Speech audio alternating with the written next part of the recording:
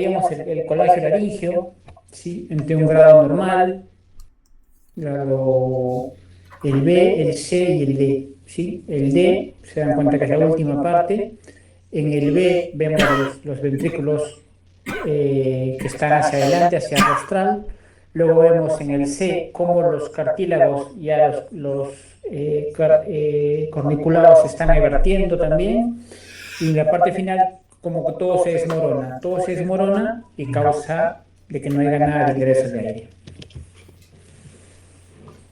Luego tenemos, a su vez, seguimos avanzando y la estructura que también está afectada entre la parte respiratoria es la traqueomalacia o hipoplasia, ¿no?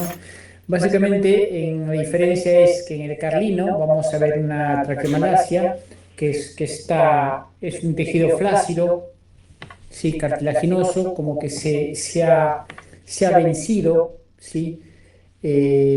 Normalmente también se ve en el carlino un colapso bronquial unilateral, ¿sí? Pero es un tejido como que se ha vencido, que está débil. En cambio, en la tráquea vemos lo que se llama la hipoplasia traqueal, de que vemos los anillos firmes, ¿sí? Pero estrecha la luz, ¿sí? La diferencia de uno con otro en cuanto a la tráquea. Y también han escuchado, se habla mucho de que también tienen que tienen la luz de la tráquea reducida, ¿no es cierto?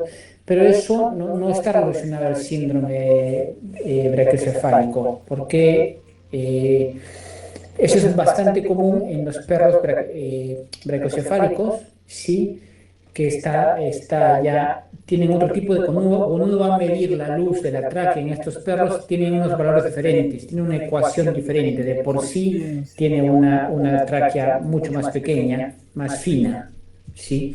Eso no está relacionado exactamente con el síndrome de brachiocefálico que estamos viendo ahora. Bien, entonces dijimos, ya hemos visto los problemas que puede causar el sistema respiratorio y ahora tenemos que ver problemas que puede causar en el sistema digestivo. Para esto vamos a hacer una esofagoscopia, una gastroscopia, una duodenoscopia y una colonoscopia, ¿sí? 97% de estos perros tienen problemas digestivos, sí o sí, ¿sí? Derivados del problema del síndrome brachiocefálico, derivados de las malformaciones que tienen en el cráneo y el rostro. Esto lleva a unos problemas digestivos. Entonces, estos perros tienen que hacer un gran esfuerzo inspiratorio y esto hace que creen lo que hablábamos hace rato, una gran presión negativa en el tórax. Y esto va a hacer que todo lo que está en esta zona va a colapsar. Entonces, ¿qué pasa con el esófago? Lo va como a absorber el vacío que está ahí y esto va a hacer de que traiga jugo gástrico del estómago y va a presentar una esofagitis. También pasa que como que lo debilita la estructura, la pared del esófago y lo dilata. Se ve como un medio esófago, como un órgano dilatado. Eh, y también lo que se ve son unos esófagos redundantes, que su luz se ve normal, pero son muy largos y muy sinuosos, ¿sí? Todo esto por la presión negativa que hay en el tórax que se produce por PCR la de sida dificultad leucemia de ingreso es, del aire. Esto lo vamos a ver en un 47% de pacientes era brachiocefálicos. 60.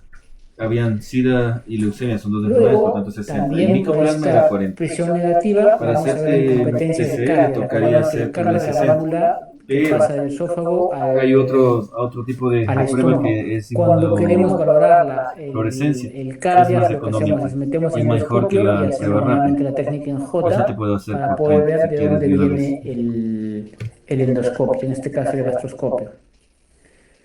Hay que tener cuidado de que a veces no siempre es por el tema del brachiocefálico, a veces es por la anestesia que hemos puesto o por algún fármaco que hemos puesto que esto está dilatado. Lo que tendríamos que ver es cómo que lo presiona, lo enrolla el esfínter este al endoscopio. Si creemos que está así medio suelto, ya les digo, podría ser por la anestesia o por algún fármaco o que sea por el síndrome brachiocefálico.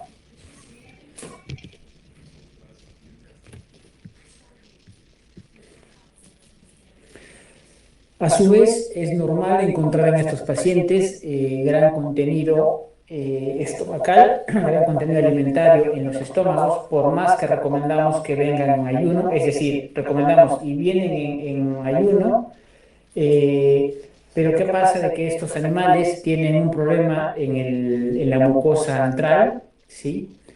Que es lo que va a salir luego hacia el píloro, y entonces esto hace de que no vaya un vaciamiento correcto y adecuado del estómago. Entonces, ¿esto por qué nos sirve? En el caso que queramos hacer un examen de estos pacientes broncocefálicos a nivel digestivo, darle ayunos de más tiempo, ¿no? De repente de 36 horas, pero más tiempo porque su vaciado va muy lento. Y también nos sirve para cuando hacemos un estudio del estómago en estos pacientes, aparte de endoscopio, de repente meter un tubo para ir aspirando las secreciones que hay ahí porque nos puede ver mejor las estructuras. A nivel del píloro, vemos píloros sobresalientes, vemos píloros que son como una oreja, que ven ahí con unos pliegues muy manifiestos, y esto básicamente hace que se complique mucho el ingreso de la endoscopia hacia el duodeno, ¿no? Que es el siguiente paso, revisar todo lo que es el estómago y luego ir a lo que es el duodeno mediante el píloro. Pero con esto que está tan engrosado, incluso fibrosado, evita de que podamos hacerlo fácilmente. Y obviamente esto que es lo que va a causar gastritis y vómitos porque al no poder pasar alimento nos lleva a problemas como estos.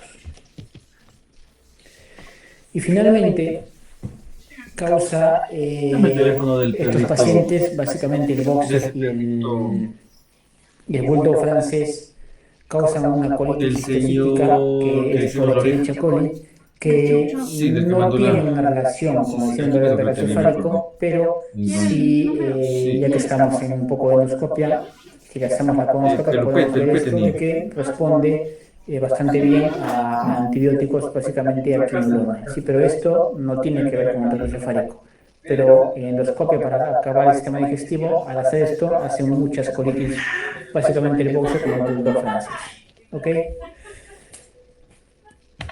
Muy bien. Ahora vamos a la parte quirúrgica. Número uno, y hay incluso hay charlas y hay incluso anestesistas que se dedican a esto, básicamente a anestesiar perros que tienen estos problemas que son broncocefálicos, que van a ser sometidos a cirugías. Y estos perros,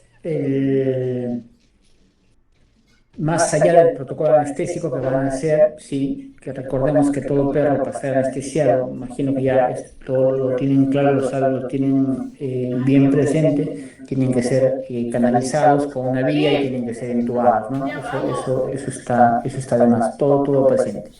En estos perros con un poco más de cuidado, ¿sí? El manejo anestésico es el de siempre. Una consideración importante en esto es muy importante preoxigenarlos, siempre preoxigenarlos, ¿sí? Que tengan una capacidad de reservorio de oxígeno para que las posibles apneas vayan a ser sometidos. Siempre preoxigenarlos unos 5 o 10 minutos. Luego la anestesia, lo de siempre, ¿no? No sé cada uno cómo lo maneja, pero algún relajante, algún analgésico, algún opioide, no sé, y luego un inductor, entubarlos y a una máquina de anestesia. Sí, en este caso, con mucha más razón, sería ideal que sea anestesia inhalada, pero si es que no, igual está con su tubo, igual está con oxígeno constante y de repente hace una infusión constante de varias drogas, también puede ser. Pero el tubo obviamente no es discutible como en ningún paciente. Y otra consideración en estos perros, cuando nosotros anestesiamos y se va a despertar un perro, entre comillas, dolicocéfalo, un perro normal de cráneo, ya se han dado cuenta que apenas tiene el menor reflejo, al menor despertar, se colapsa o se sorprende mucho, le incomoda mucho la presencia del tubo, el hecho que esté entubado, ¿no es cierto? Entonces, si quiere sacárselo, quiere quitárselo, es como nosotros, ¿no? Si nos entubaran, sería algo muy molestoso. A diferencia de estas razas, por lo menos el francés, que es el que más hacemos, ellos llevan el tubo bastante bien. Es decir, en un paciente de doricocéfalo normal, apenas despierta le sacamos el tubo. En cambio, en ellos, despiertos, llevan muy bien el tubo, o sea, no hacen mucho esfuerzo por quitárselo, porque de por sí respiran mucho mejor entubados que no entubados. Y van a ver mucho perro ahí caminando, a veces ya dando sus primeros pasos con el tubo puesto, no les incomoda, ¿sí? Y eso es ideal. Otra cosa es que tenga un buen despertar, ¿sí? Casi todos los problemas de estos perros son en el despertar, de sus postcirugías de vías aéreas altas.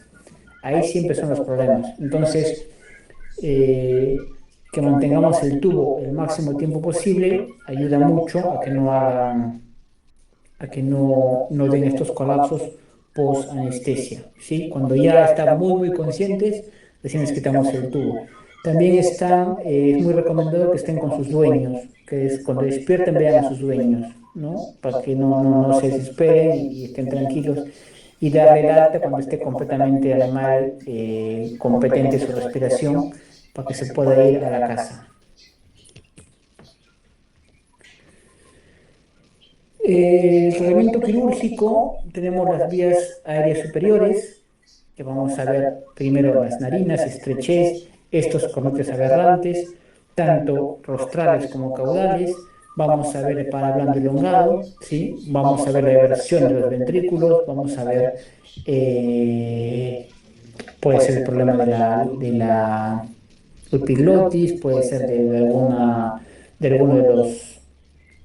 de los pliegues que tiene el etenoides, ¿sí? Todo eso hay que solucionarlo. Y lo más importante que esto, cuanto antes lo hagamos, es mejor, ¿sí? Como todo. Pero dijimos que este es un círculo vicioso. Esto sigue funcionando mal, es como unos engranajes, ¿no? De un motor que está mal. Si está mal, esto se viene elaborando cada vez más y más y más y más. Cuanto antes, si vemos una dificultad, algo que no es propio de su anatomía, hay que intervenirlo. Animales muy jóvenes, de repente con una pauta, cuando ya estén relativamente sus órganos funcionales bien y de repente con sus vacunas completas, y si es que no tiene algo que amerite una cirugía antes, a partir de los 6, 8 meses, ya podemos ir solucionando cosas que puedan ir, que vayamos diagnosticando, vayamos viendo, para que no sean crónicos. Porque si se hacen crónicos, cada vez lo que hagamos va a ser más complicado y tienen peores resultados. ¿Ok? En cuanto a la cirugía como tal, este es un trabajo del 2022, ¿sí? Donde hacen como una recopilación de todas las cirugías de brachiocefálicos y ahí podemos ver para cada zona qué cosa hacen, qué cirugías están saliendo, ¿no? Recuerden que cuando ustedes ven para algo muchas cirugías es porque ninguna es totalmente perfecta, ¿no? Siempre se va mejorando y mejorando y eso es por algo, porque no han llegado a la cirugía perfecta o la patología como tal no tiene una cirugía perfecta. Siempre hay que adecuarse al paciente y ver qué le conviene a uno u otro perro. Entonces acá vemos en la parte izquierda las patologías más comunes: narinas estenóticas, elongación del paladar blando, tonsilas evertidas, sacos laringios evertidos, colapso laringio y bueno, después ya temas del sistema digestivo.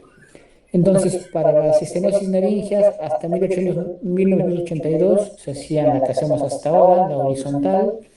Luego se comenzó a hacer la alapexia, ¿sí? Luego también la alaplastia, perdón, alapexia, alaplastia.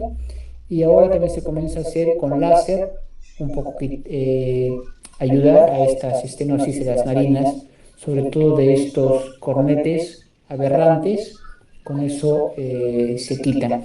Y ahí tenemos los comentarios, ¿no? De lo que va sirviendo, en qué cosa, en cada momento, cuándo se pueden hacer. Y como dice ahí, mientras más antes posible, por ejemplo, la rinoplastia, lo más antes posible es mucho mejor. Para el paladar elongado tenemos la que también todos conocemos, que esta se describió en 1979, la estafilectomía, ¿sí? Que puede ser con bisturí frío y dentro de ellas puede ser con una pinza cortando y luego suturando o con dos puntos directores ir cortando y suturando. Luego ya se hizo la otra técnica que también estuvo un tiempo, el 2008, de Dupré, que hizo la del flap de paloplastia, y luego también hay otra que ha salido que es faringoplastia en H. ¿Ok? Todas estas, como dijimos, tienen varias formas de que se puedan hacer. Y en cuanto a estos sistemas ahora que han salido de electrocoagulación modernos, se puede, en primera instancia se usaba mucho el electrobisturí, el monopolar, pero causa mucha inflamación, y un poco no es recomendado, salvo que usemos el bisturí, le usemos la punta, que es una punta muy fina para poder focalizar mucho el corte y no causar necrosis. Ponerlo en una potencia óptima en nuestro aparato para que corte y no cause necrosis. Y aparte, una vez que hemos cortado, suturar, ¿sí? Lo que se usa ahora son láser de CO2, lo que se usa ahora son estos eh, que ligan los vasos, como el liga Shure, por ejemplo, o el Harmonic, son como unas pinzas, ¿no es cierto? Que también vienen en tijera a veces para ir cortando y coagulando. Eso se usa bastante, también se usa el láser de CO2 o otros tipos de láser, ¿sí? Que todos realmente trabajan bien, es cosa de cada uno. Para las tonsilas, solo retirarlas, sin más ni más. Para los sáculos, también retirarlos, si no hay mayor complicación. Para el colapso laringio, ya vimos en la charla pasada lo que se tendría que hacer. ¿Ok? Esto es como una recopilación según este trabajo. Entonces, en las narinas creo que todos ya han visto esto o lo han hecho. Se hace un corte como una muesca y luego se sutura. Apenas suturen ustedes la parte, cuando corten va a sangrar un montón seguramente. Cuando hagan el primer punto, que es el más distal, ese sangrado para inmediatamente, ¿sí? Sin problema. Y esto va a hacer de que se agrande el ingreso, ¿no? Tenemos acá dos formas, uno vertical y uno oblicuo. Esto también depende mucho de lo que cada uno prefiere y del paciente. ¿Ok? Pero esto es para estenosis, que es lo que vamos a hacer en la práctica. Luego, aquí tenemos en el lado derecho otra opción, ¿sí? Una incisión en la parte de arriba, en la parte dorsal, y mediante esta sección, al suturar, también hace que aperture y levante todo y también se vea la narina más amplia. Este es un trabajo del 2024 del manejo de los encefálicos, y acá habla de las opciones, ¿sí? Y resultados de cada una, y más o menos va diciendo qué cosa va mejor. En la parte de anestesia, lo de siempre, que se preocupen mucho por el despertar, mucho por despertar, es lo más importante. También hablaban de que ya están viendo opciones de bloqueos para evitar anestesia profunda de los pacientes, que eso demora mucho más recuperación. Y en cuanto a la palatoplastia, acá están más o menos describiendo cómo era esta flap de palatoplastia, que ven que hacemos como una ventana, ¿sí? ¿Por qué se hace esta técnica y no la otra? La vamos a ver después. Esta técnica se hace porque aparte de estar largo, está engrosado. Y en teoría, con esta técnica le quitamos el grosor y a la vez lo traemos hacia rostral, y eso hace que deje de estar incomodando la epiglotis. Esta es la otra, una vestibuloplastía, lo que hablamos de estos vestíbulos que estaban abajo. Sí. Buenas noches. Una duda frente a lo que acaba de mencionar acerca del engrosamiento del paladar blando. ¿Qué criterio tiene usted en hacer justamente esta técnica de desplazamiento del paladar versus una estafilectomía total con un termosellador? ¿Cree usted que tenga algún beneficio esta versus la otra o básicamente las dos nos darían el mismo resultado? Mira, Raúl, más allá de lo que piense yo, los resultados, los estudios han dicho de que trabajan igual. Y el contra de esto, que es mucho más laborioso, pero no se ha habido no se ha visto una mejora con esta técnica. ¿Sí? Se pensaba que quitando tejido y trayéndolo, que se veía mucho mejor, pero no, no. La verdad es que el resultado es el mismo y este es mucho más laboriosa. Entonces, en conclusión, con un sellador de vasos va bastante bien. Simplemente hacerlo bien, quitar lo necesario y va bien. Y acá esto nos sirve también para que podamos ver hasta dónde se corta. Se corta hasta la parte caudal de las amígdalas. Ahí ven la amígdala en su parte, en su borde caudal, hasta ahí debe ser el corte. Hasta ahí debe llegar hasta ese borde. Ese es el corte ideal. O sea, esa es nuestra frontera. Tenemos que cortar hasta ahí. ¿Ok? Correcto. Gracias, doctor. ¿Tú tienes experiencia, Raúl, con esta? Sí, sí, justamente esa técnica la había visto desarrollar por Jesús Méndez y él Mm, nos había compartido esta técnica, pero en mi experiencia, pues yo justo coincido con lo que usted menciona, ¿no? El tomarse el tiempo para hacer el adelgazamiento del paladar, el extender el tiempo quirúrgico y que realmente yo lo he visto con el uso del termosellador, con el uso del vestuario armónico, pues queda bastante bien y no he tenido mayor Estoy complicación, la cansado. verdad. Lo que sí hay No, que no destacar duermo es lo que a usted partir de acaba las de 3 de la mencionar, mañana y ¿no? Los no. límites justamente para hacer el corte. No sé, no Eventualmente, tengo pues idea. podemos Dicen que es tomarnos mucho porque a las 3 de la tejido y mañana cojo el sueño complicar el cuadro. profundo y no puedo respirar. sí, sí, sí. Los estudios dicen de que el resultado es el mismo. Eso. Un tiempo estuvo un poco de moda. Es. Siempre los cirujanos Tú anda intentamos tranquilo, innovar, joder. hacer cosas nuevas siempre, y Claro. luego al tiempo Jodido está. van realmente En la apareciendo los parte de arriba resultados, ¿no? ponle Por eso una tienda. siempre se dice, También. hay un cirujano, amigo mío muy conocido, de que siempre dice que tenemos que Me falta estar pestoso. una moda por detrás, siempre una moda por detrás. Porque la nueva hay que darle un tiempo de que haya resultados, se mire cómo va a resultar y luego la empezamos a hacer. Siempre una moda por detrás. Bien, esto es la vestibuloplastia de que vimos hace rato, esa parte de abajo que está incomodando. Esto lo cortan con un láser, ¿sí? Y con eso se aseguran de que entre el aire correctamente. Se puede hacer también con bisturí frío, pero el problema es dar los puntos. No cuesta meter la aguja hasta adentro para poder dar los puntos, pero a veces se puede hacer, no tan óptimo, pero también se puede hacer. O la otra es cortar simplemente y dejarlo así, ponerle ahí un algodón, una gasa y esperar que eso pare. Pero esto sangra mucho, ¿eh? Sangra mucho, mucho.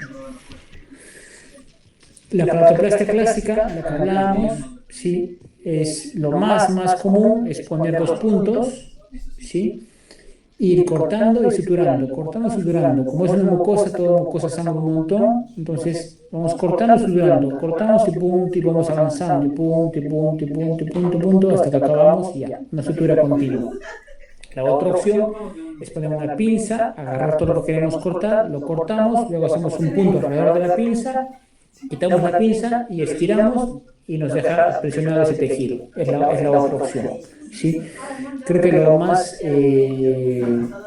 sin tanta complicación y hacerlo con más paciencia y tranquilidad, es la primera, ir cortando, suturando hasta que lo corten por completo y listo.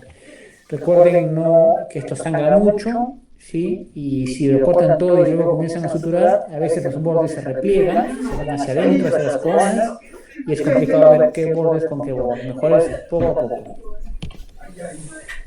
Esto es lo que hablábamos, ¿sí? De esta palatoplastia en flap, ¿sí? Lo mismo que vimos hace rato, hacen un corte, y esto lo van... Tampoco hay que maltratar los tejidos para luego favorecer la cicatrización. ¿Ves cómo vamos consiguiendo un hueco, disminuyendo?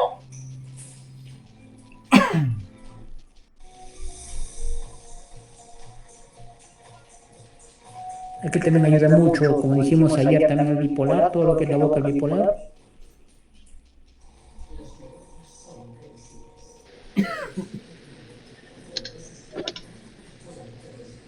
Se quita bastante, ¿eh?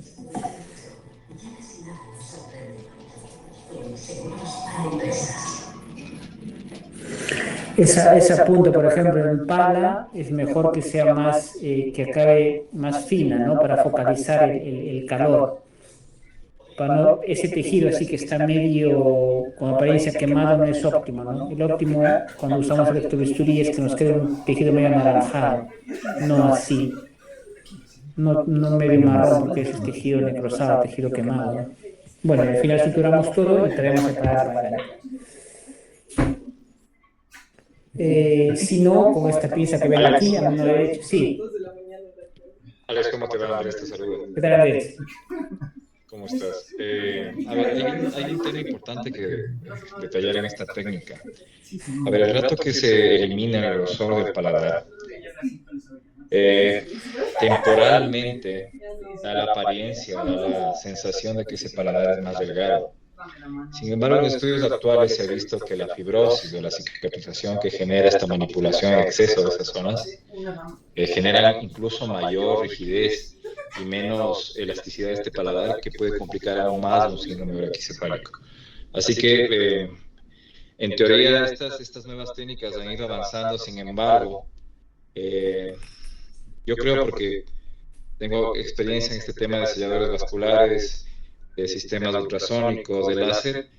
Creo que la mejor técnica es tener los límites adecuados, tanto en el sellador como en el láser, como en la técnica con el probisturí o con tijera o con bisturí frío. Eso es un aporte que salió hace más o menos un año, si mal no estoy, y delataron a unos pacientes que se operaban mucho de estos para hacer una evaluación sistémica que generaba esta fibrosis secundaria. Sí, sí, correcto, totalmente de acuerdo. Es lo que decíamos, el borde hay que ver el borde, y esto igual, este síndrome brachiocefálico no lo curamos del todo. Al año de 2 años esto nuevamente se debe usar y no podemos volver a cortar todo esto. Y es muy laborioso, es lo que decíamos. Siempre aparecen nuevas técnicas, pero siempre hay que ir con mesura, viendo resultados para después. Y lo que dice Andrés es lo que se ha visto, de que todos los estudios que se han hecho a la fecha dicen de que no crea mayor, e incluso lo que dice Andrés causa más desmérito, porque en esta zona, mientras más la toqueteemos, más nos va a responder mal. Y miren todo el trabajo que es esta comparación de lo otro.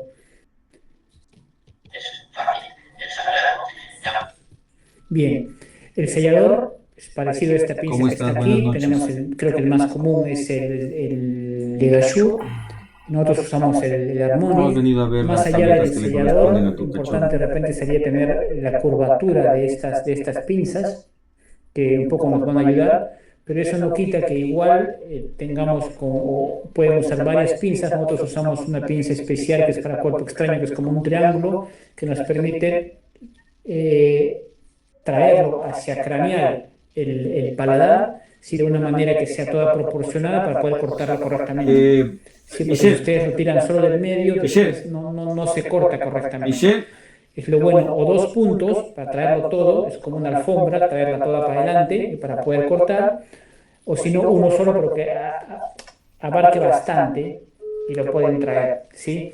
Y si es que no, igual pueden ir cortando y repasando hasta que quede bien, ¿no? Van cortando, pero mejor es un solo corte o un solo camino y no estar luego reparando. Pero el señor del gato pagó $30. Hazle una prueba cualquiera. ¿Cuál está por ahí? La cheque. Y la voy...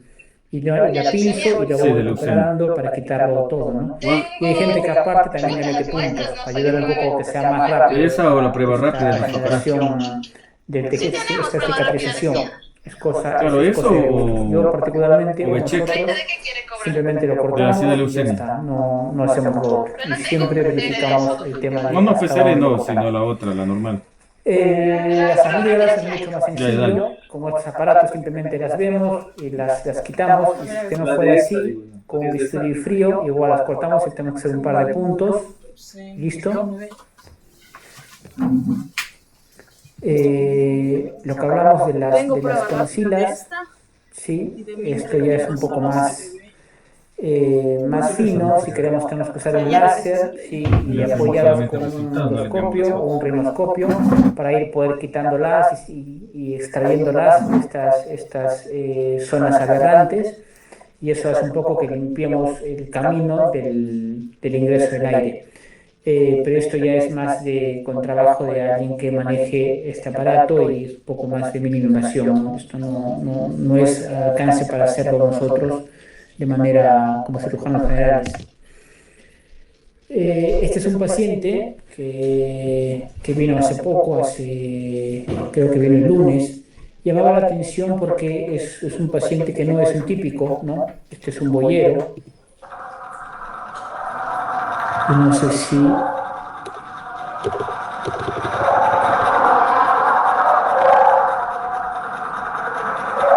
bien este ruido nos puede confundir, ¿no? Con un cuadro nervioso en consulta, aparte está obeso, se nota obviamente que este animal, por su historia, lo operaron 2 veces de las rodillas, de una a cada una. Eso ya nos sirve para saber que él conoce el sitio, el hospital y se pone nervioso, no sabe qué va a pasar. Pero este ruido lo hace todo el tiempo, en su casa, en todo momento, lo hace todo el tiempo. Entonces, este animal estuvo ingresado en Inglaterra, creo, porque también hizo un golpe de calor hace 1 mes, 2 meses, ¿sí? Y es un animal que no puede salir a correr, no puede ejercitarse mucho, anda muy en la casa, muy laxado. Esto es como un círculo vicioso. De hecho, el animal, si no me recuerdo, pesaba como 67 kilos, ¿sí? Y le está complicando su calidad de vida. Esto fue la revisión que hicimos, que es lo que vamos a encontrar en todos los perros, pero esto, como es un perro polipoencefálico, se mira, podemos verlo mejor en la patología, ¿no? Sin que se vea todo tan engrosado.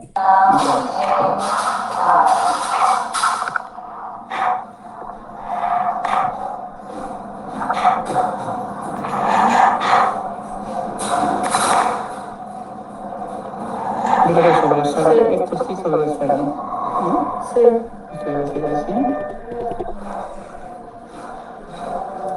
Ven cómo lo cubre completamente, a veces para intubarlo tenemos que sacarlo. Ahí vemos las amígdalas y ahí tenemos la base hacia dónde hasta dónde vamos a cortar.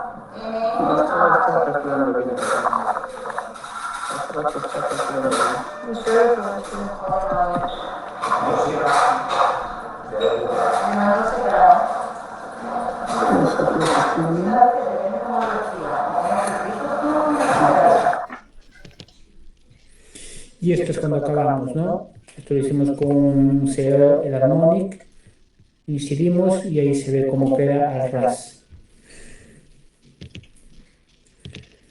Bien, para hacer esta... Sí. ¿Me escuchas ahí? Sí, sí. A ver, en esa foto justamente, lo que se suele hacer con el sellador vascular es formar un arco. No sé si ahí tú como tomas como referencia la parte caudal de las zonas de las amígdalas, pero entiendo que los bordes se toma esa referencia. La parte central se suele hacer un arco que es un poquito más corto en relación a los bordes. ¿Qué consideraciones tienes al respecto? No, yo lo hago recto. De hecho, yo lo hago con una pinza que agarra la parte central, pero es como un triángulo. Es que me ha ido el nombre de la pinza en este momento, pero es una pinza de cuerpo extraño. Creo que se fue el sonido. ¿No se me escucha? Sí se escucha, oye. Sí se oye. Sí. Sí, no, yo tomo una pinza y lo traigo y hago un corte. Y siempre en el corte me quedan, cuando hago con la pinza,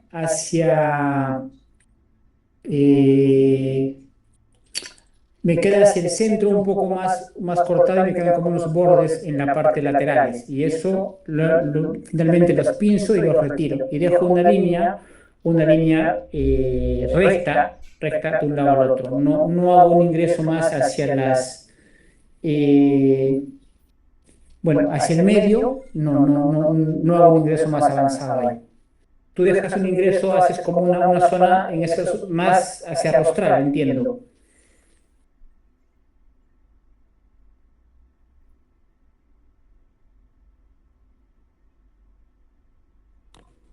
O cuando dices un arco, Andrés, hablas como una media luna.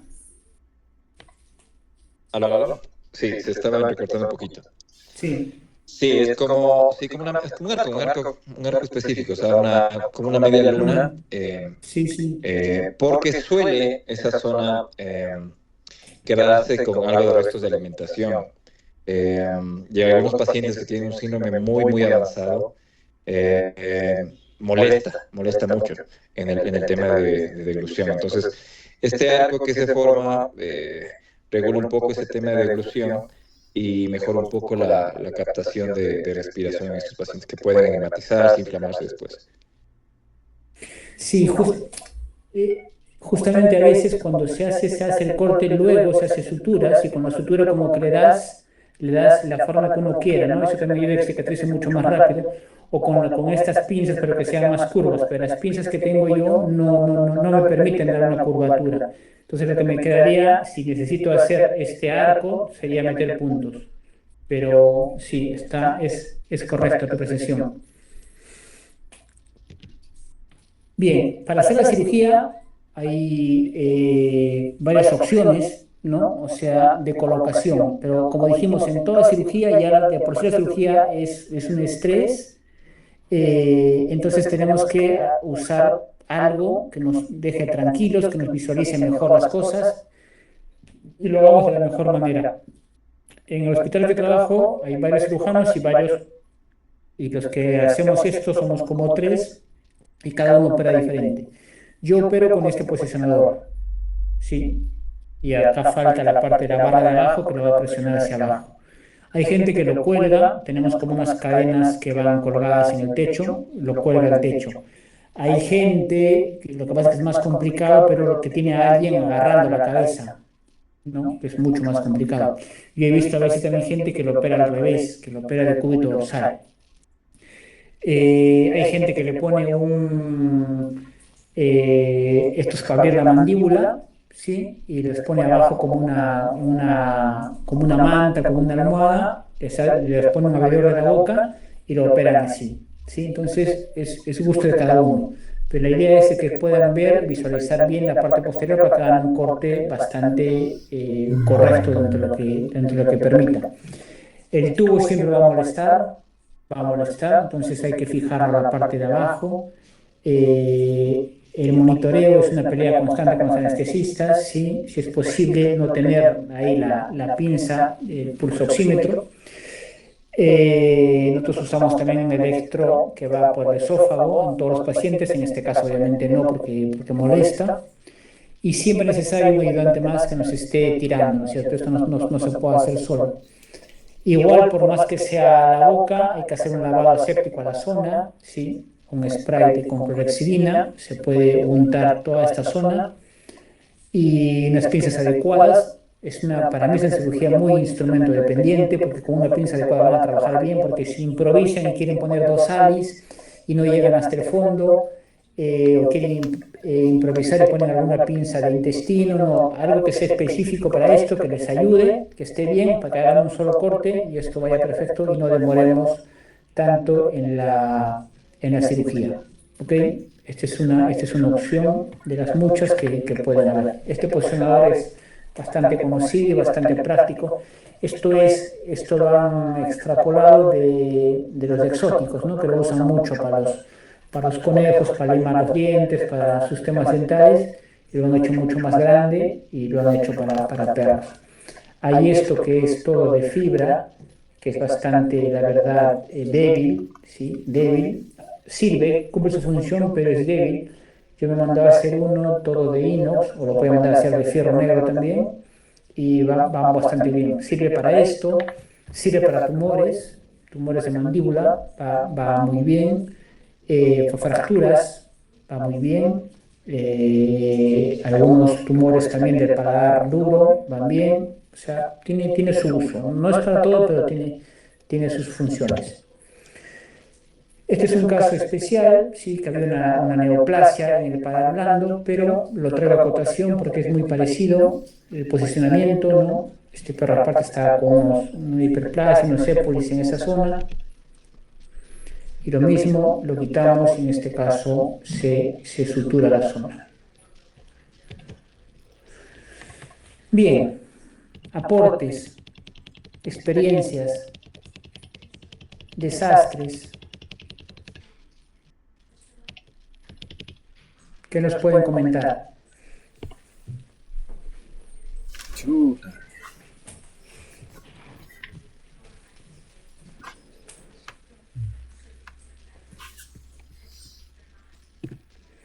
¿Algún protocolo especial, Andrés, con tus anestesias para los brachiocefálicos? ¿O eso lo mira puramente el anestesista?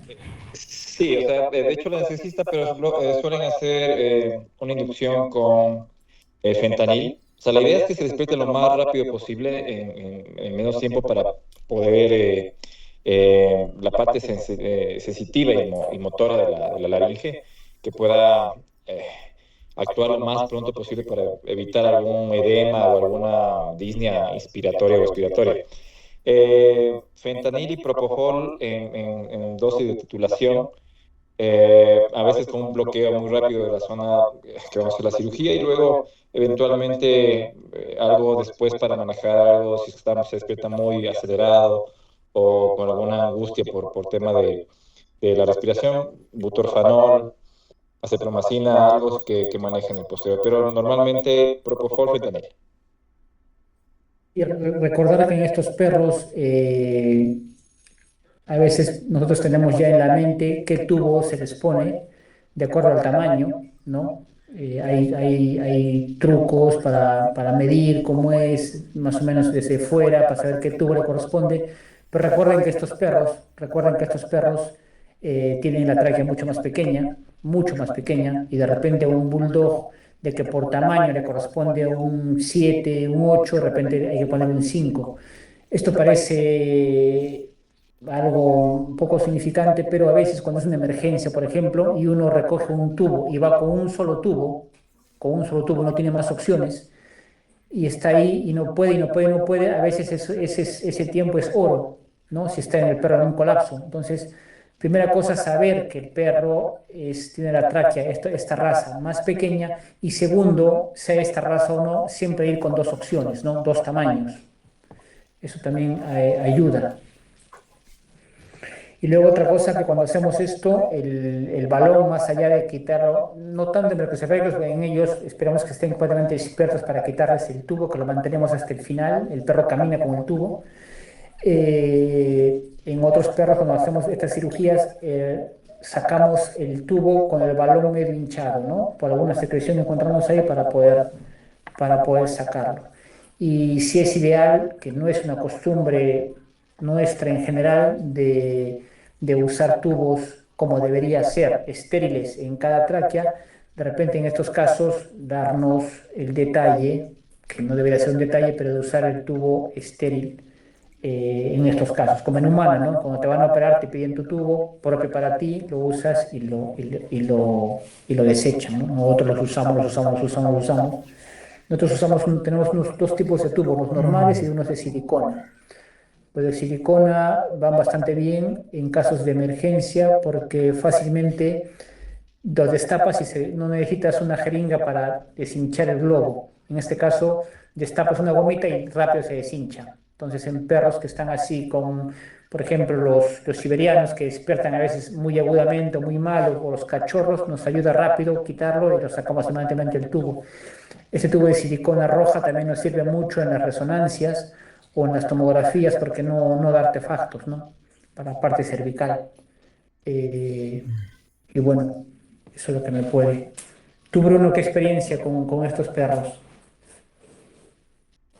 O sea, el tema, como te digo, nosotros operamos bastantes pacientes, tanto de fracturas como de ligamentos, y en teoría nos ha ido relativamente bien.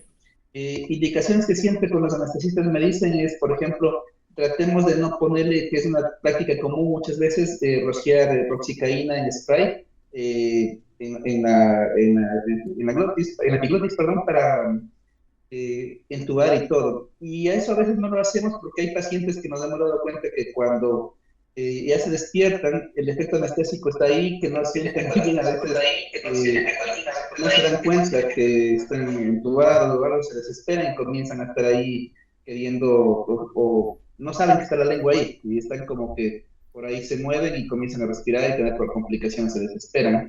En la mayoría que no usamos roxicaína, nos va mucho mejor que cuando usamos, porque a veces comienzan a estar como como que quieren comenzar a despertarse, se desesperan y comienzan a estar complicando, ¿no? De ahí tuvimos unos dos casos que sí, realmente en unos, por ejemplo, fue una luxación de patela. No sé si es que tal vez por ahí Andrés, recuerdas, Andrés Villagonas, que justamente lo operé de luxación, se despertó el paciente y cuando se despertó, básicamente no podía respirar. No podía respirar, se desesperaba y nuevamente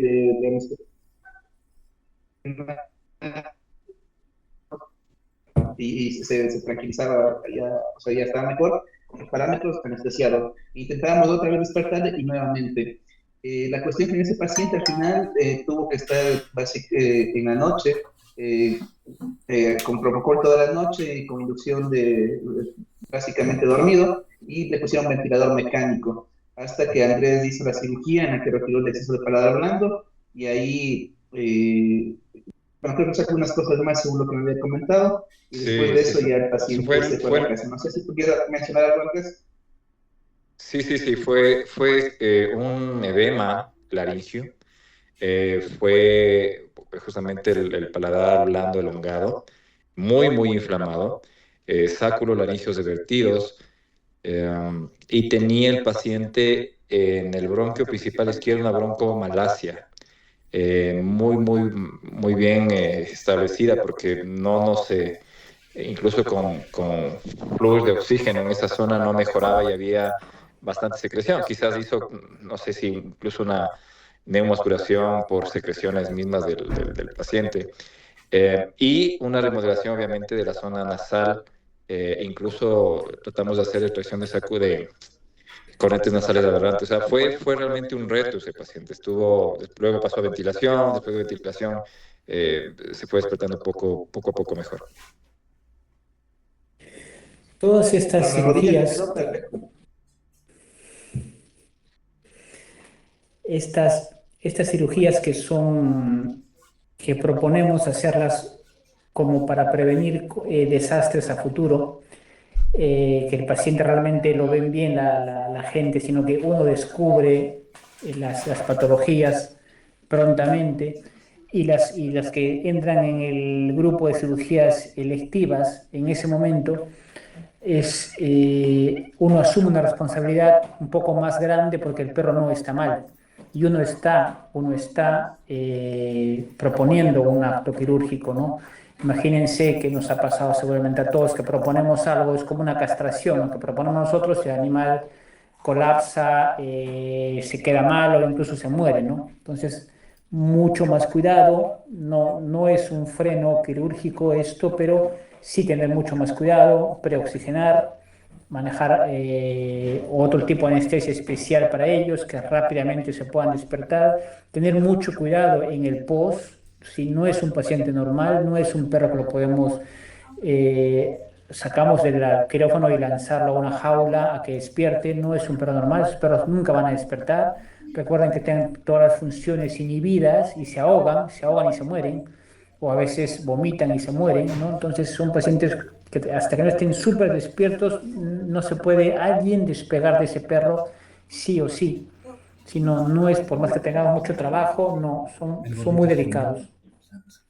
Sí, justo Alex, te comento. Nosotros lo operamos de la luxación de patela porque le molestaba mucho.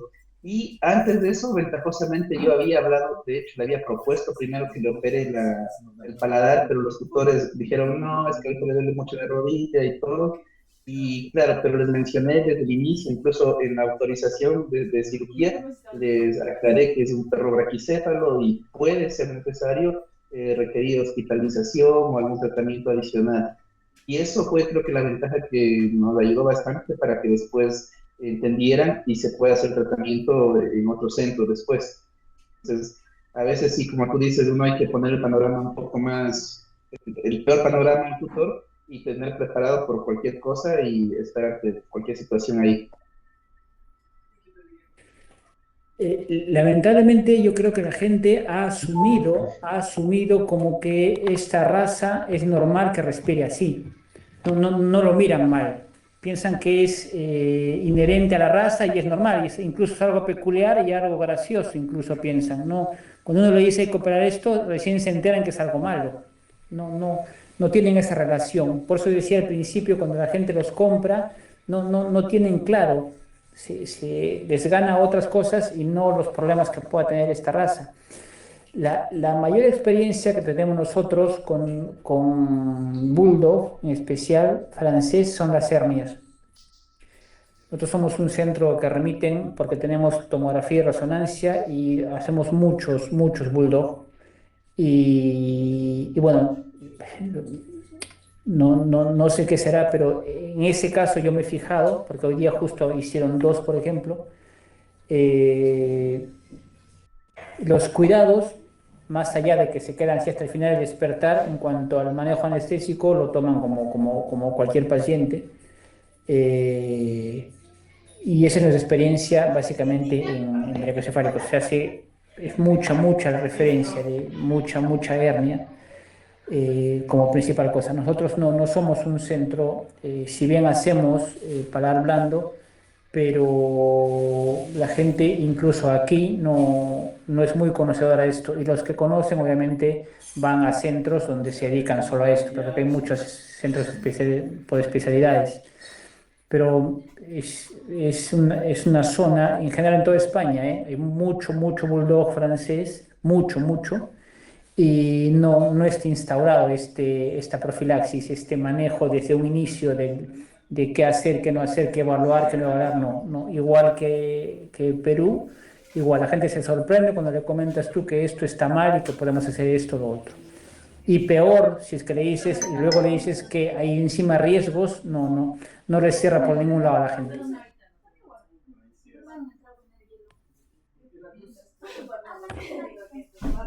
Sí. Andreita, ¿cómo estás, corazón? ¿Cómo te ha ido? Estoy en clase. ¿Cómo te ha ido, mi André? ¿Algún aporte más? Ya, como de. En cuanto a las narinas, Andrés, ¿qué técnica usas tú o qué te parece la más adecuada? Discúlpame, Alex, no te entendí muy bien. ¿Me puedes repetir la pregunta? Sí, a las narinas, en la estrechez de narinas. A ver, en principio la rinoplastia es como la opción más general, universal. Lo que está bien un poco es que a veces la rinoplastia en sí no es suficiente. El cartílago alar, que a veces no siempre está en la parte externa, sino está en la parte más casi medial, diría, ventral. Yo lo corto, puede ser con láser o a veces con el mismo sistema de electrobisturí. Y hago el detalle o el perfilado externo para ampliación.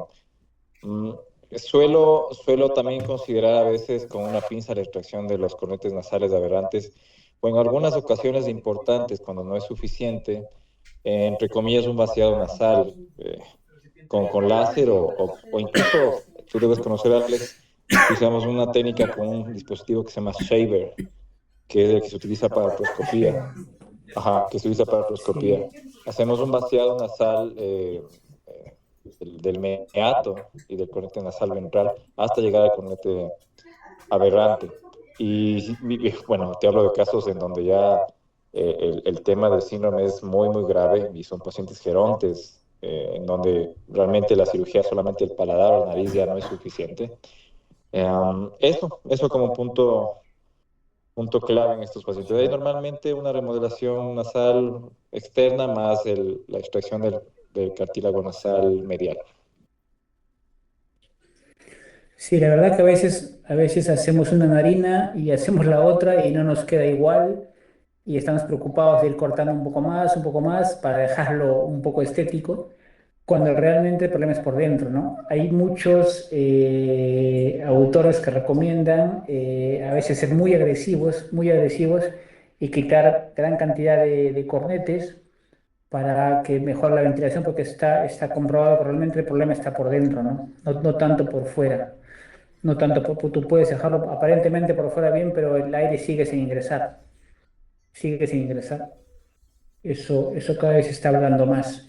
Pero lamentablemente esto ya implica una serie de aparatos más y esto cuando son un poco de gastos en algo que no se hace mucho, la gente es un poco renuente, pero sí es verdad que la gente que se dedica a esto va invirtiendo más, va invirtiendo en láser sobre todo, que es lo que más sirve para estas zonas, ¿no? Sería este. Bien, ¿alguna otra duda? ¿Comentario? O no sé. Ponle a cargar con eso, que no se vaya. La batería.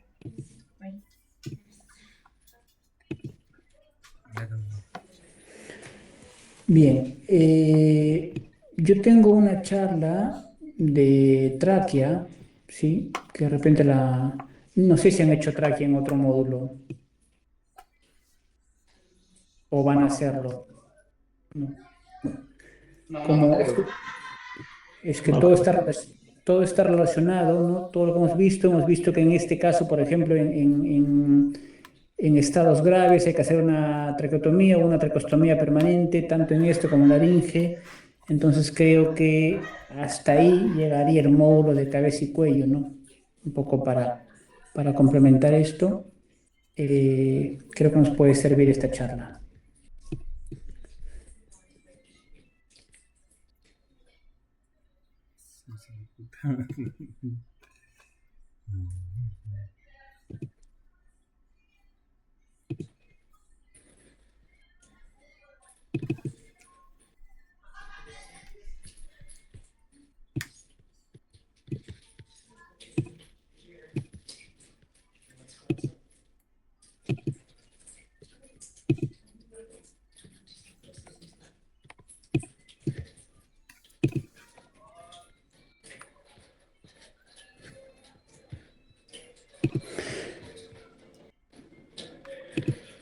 Bien, esta es una charla que le hemos sacado así un poco debajo de la manga para poder complementar lo que estábamos hablando. Bueno, como hemos visto, luego que pasamos las narinas, pasamos los cornetes, pasamos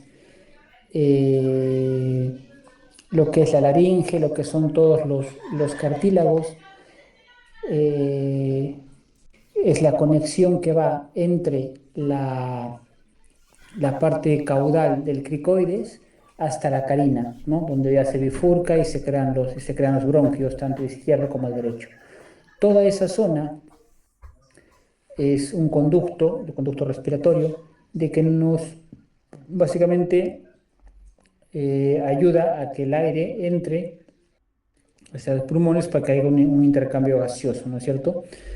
Entonces, hay algunas patologías de esto. Básicamente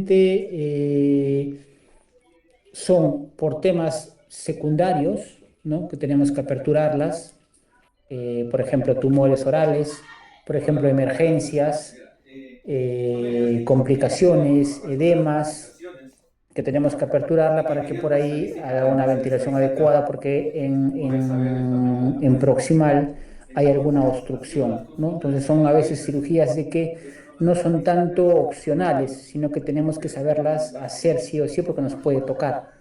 Y tenemos que agarrar confianza y tranquilidad de poder hacerlas porque, repito, no son opcionales, son de emergencia o no las hacemos o no hay a quién derivar porque no hay tiempo para hacerlas. Y eso en cuanto a cosas secundarias y a cosas primarias de la tráquea, creo que lo más común es el traumas, ¿no? Peleas con otros perros y hay que entrar un poco a reparar, un poco a solucionar. De repente, nosotros tuvimos un tiempo, como una temporada corta, tuvimos 3 lesiones de tráquea por los tubos y todos en gatos. Se ponían el tubo, se insuflaba demasiado y la tráquea colapsaba. De hecho, estos gatos que venían, creo que eran para cirugías, creo que justamente 2 eran para cirugías de castraciones y el otro fue, creo, por un cuerpo extraño. Se iban a la casa y luego venían, creo que ya les comenté, venían creo con un enfisema subcutáneo y eso era por una apertura de la tráquea por trauma. Luego pueden haber tumores, sí, es raro, pero pueden haber tumores. Y no sé, algo más que les ocurra. Bruno, ¿qué más se te ocurre de la tráquea que podamos ver o que hayas visto?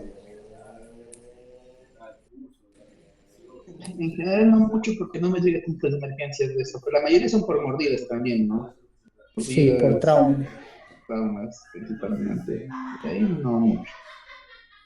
Ah, bueno, a veces Andrés, lo que suele suceder, que he visto que en una clínica que fui a operar casi pasa es que el perro se despertó abruptamente al terminar la cirugía, mordió el tubo y el tubo quedó, casi que se quedó ajá, dentro correcto. de la tráquea, que eso es algo que puede pasar. Sí, sí, sí, correcto.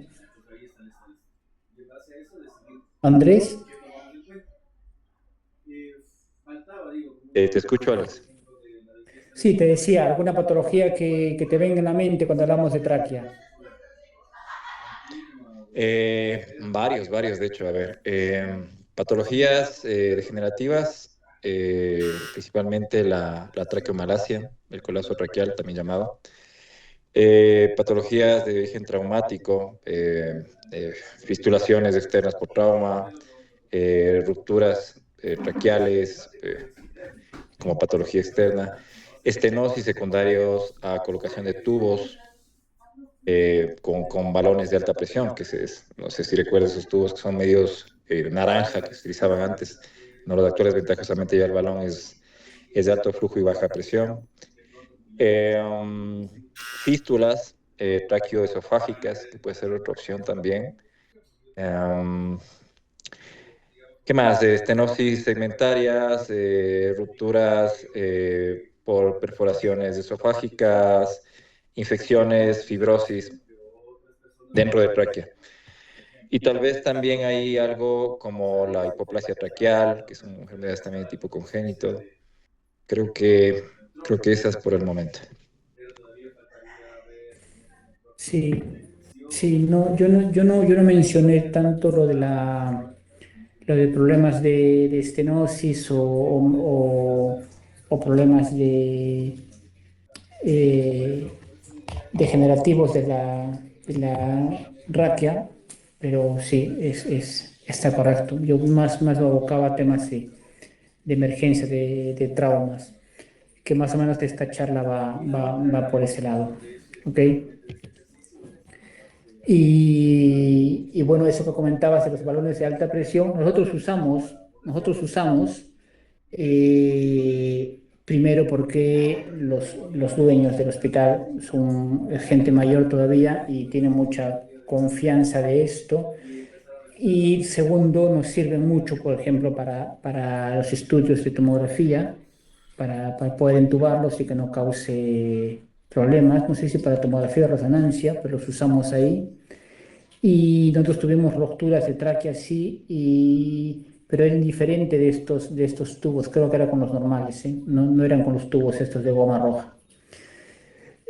O sea, es decir, puede pasar con cualquiera si es que uno no insufla correctamente o es muy tosco para insuflar el balón, el CAF. Entonces, la anatomía, seguimos el camino en el que estábamos hace rato.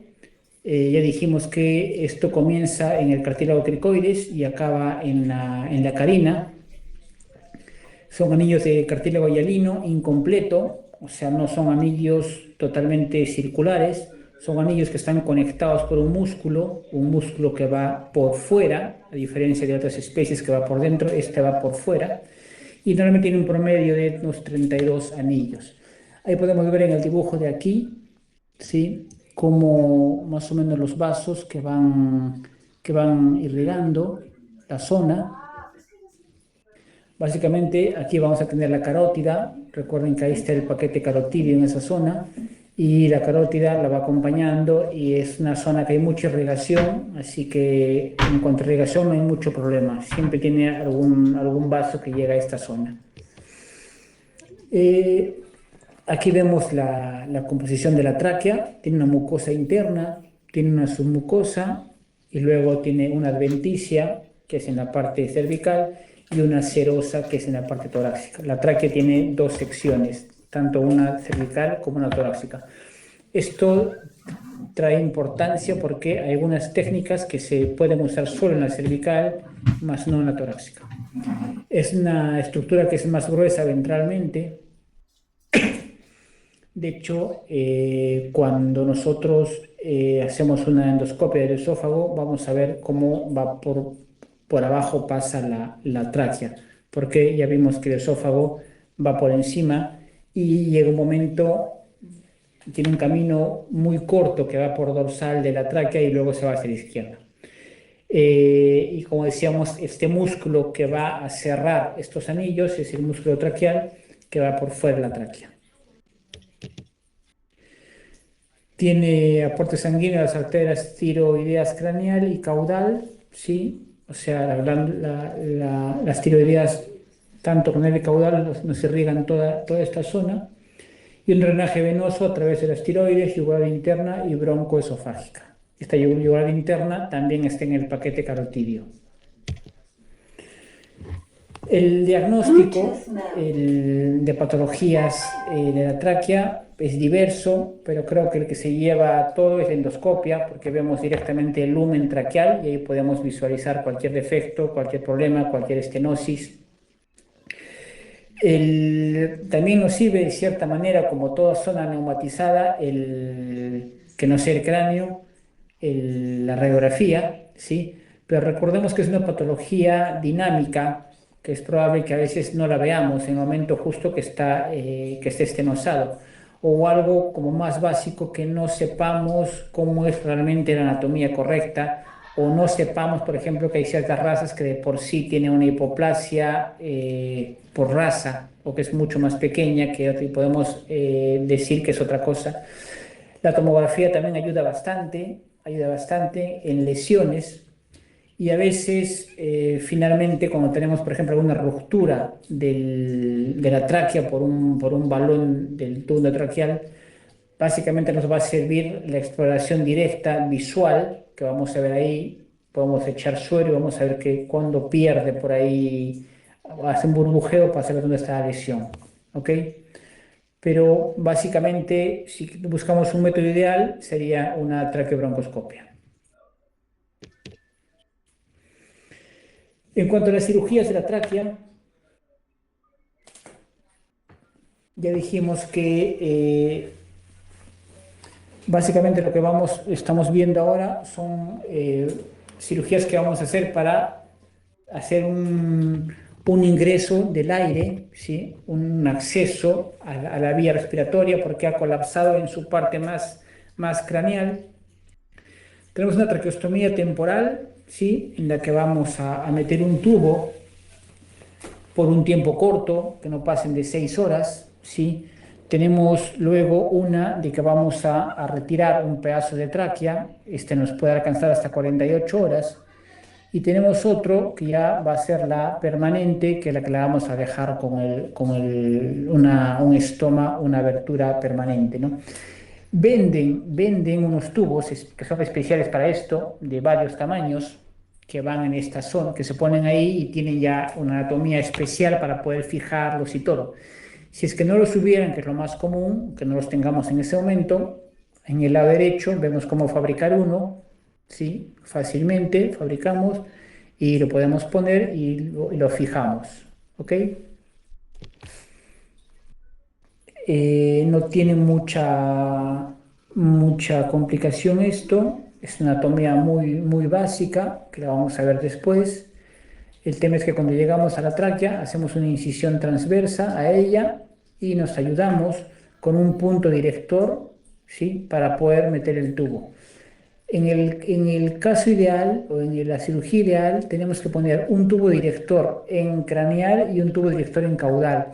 Y esos hilos no quitarlos hasta que acabemos la intervención, ¿sí? En el caso de que sea por 48 horas, o en esos dos casos tiene que haber siempre estos puntos, y los dejamos fijos con un esparadrapo y marcados, porque es como un flotador de emergencia, que si es que pasa algo, en un momento colapsa el tubo, porque estos tubos, al ser un cuerpo extraño, siempre llegan a colapsarse, llegan a llenarse de secreciones, y ante una emergencia si sacamos el tubo y luego buscamos poner otro, se va a complicar el cuadro. Entonces, nos sirve mucho tener estos puntos siempre fijos ahí, porque si es que pasa algo, inmediatamente quitamos el tubo, estiramos los puntos y metemos otro, ¿ok? Entonces, esos puntos no se quitan para nada, ¿no?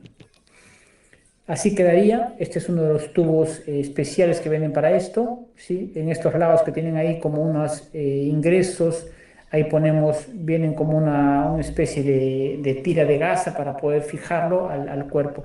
Y esos dos puntos que tienen ahí, esos se quedan hasta el final, los dejamos marcados y se quedan hasta que acabemos la cirugía.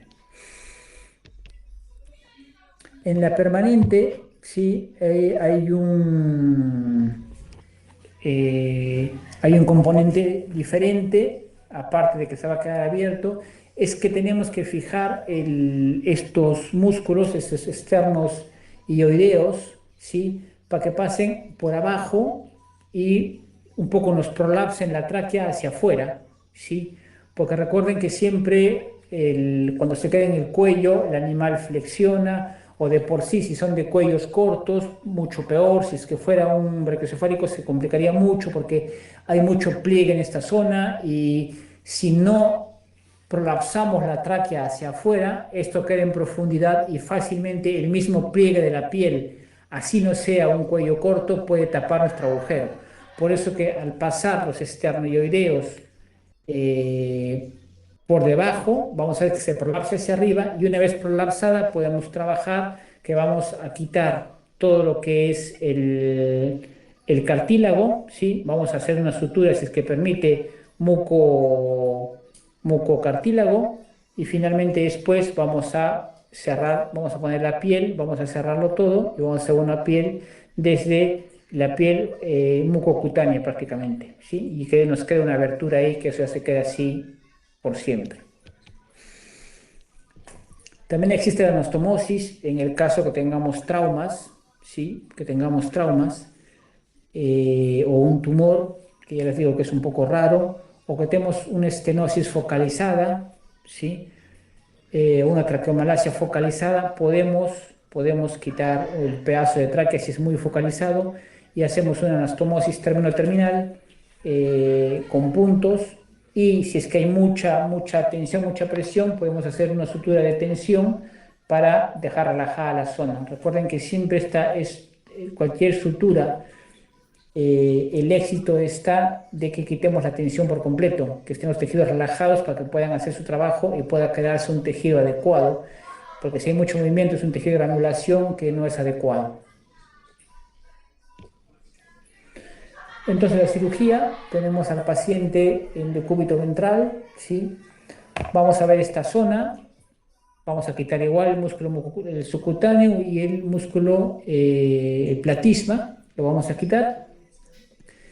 Y vamos a ver esta zona, ¿sí? Los puntos de referencia son el cartílago cricoides, que es el final, y de ahí para atrás, a partir del tercer, cuarto anillo, podemos hacer las incisiones. Hay acá dos músculos, ¿sí? Que es el esternoioideo, de que tienen como, igual como si entráramos al abdomen, una línea alba, se puede decir, ¿sí? Que es una separación, que si es que ustedes no la ven, agarran el dedo y presionan hacia la tráquea y van a ver cómo aparece una membrana blanca, que es su separación. Si no, con un poco de suero también echen, si está un poco resecado el tejido, presionen con el dedo contra la tráquea y van a ver la separación.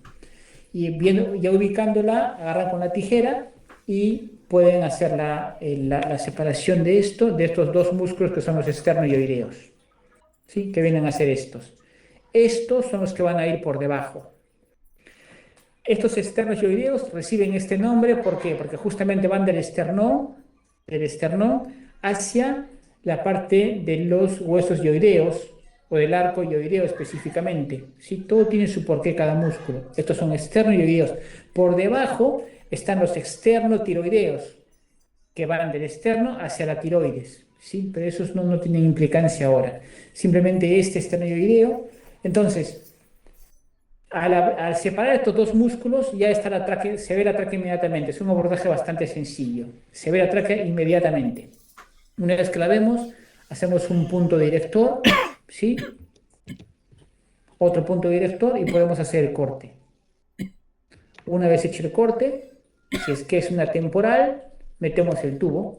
Este es el tubo que hablábamos, es un tubo de goma roja. Este es un cable que estamos usando para la práctica. Recuerden que estos tubos, ninguno se insufla.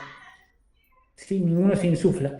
Porque cualquier tubo que pongamos siempre tiende a, salvo que ventilemos, ¿no? Si es que vamos a ventilar, sí. Si es que no, no se insuflan. Porque estos tubos se colapsan fácilmente. Y a veces no nos damos cuenta y puede estar colapsado. Y si ustedes han hinchado el globo, el animal va a hacer una apnea, pues no va a poder respirar. ¿Ok? Entonces los tubos que ponemos siempre deshinchados y tienen que abarcar más o menos un 70% de la tráquea. No el 100%, obviamente. Bien, entonces esta sería una temporal y luego esta sería una permanente. Quitamos algunos anillos, 3, 4. Fijamos el músculo por debajo con una U, con una sutura en U, ¿sí? Para que la tráquea quede hacia arriba, para que no se hunda nuevamente, no se meta a su cavidad, quede hacia afuera aflorada. Y luego hacemos un detalle, unos pequeños cortes en la piel para que encaje perfecto y luego tiene que encajar así. Y obviamente este agujero tiene todas sus consideraciones, el animal no puede hacer ciertas cosas, hay que siempre estar limpiando, tiene que estar con antibióticos, hay que estar con controles, ¿sí? Es todo un tema que hay que avisar a la gente antes de hacerlo. Esto sobre todo se hace en tumores. Se hacen tumores que no son resecables y se hace esto con una cirugía de salvataje para que el animal pueda tener calidad de vida un tiempo más. Y si hablamos de lo que son, que esto no era el tema de ahora, si hablamos de problemas de la tráquea, ¿sí? Nosotros lo que hacemos es ponemos stents, no es la solución definitiva, no es la panacea, como hablábamos hace rato, las cirugías que están apareciendo, con el tiempo van saliendo sus complicaciones, es una cirugía muy instrumento dependiente, mínimo de un endoscopio, idealmente con un fluoroscopio, para poder ponerla. Si tenemos todo, demoramos en ponerla 5 minutos, ¿no? Es una malla. Es una malla que se pone por dentro, que la vamos liberando poco a poco y esto nos da como un cuerpo, como un esqueleto interno a la tráquea, ¿sí? Una vez que la soltamos por completo ya no se puede hacer nada, nadie la puede quitar ya. Si se abrió por completo no se puede quitar, por eso hay que estar muy seguros dónde la fijamos.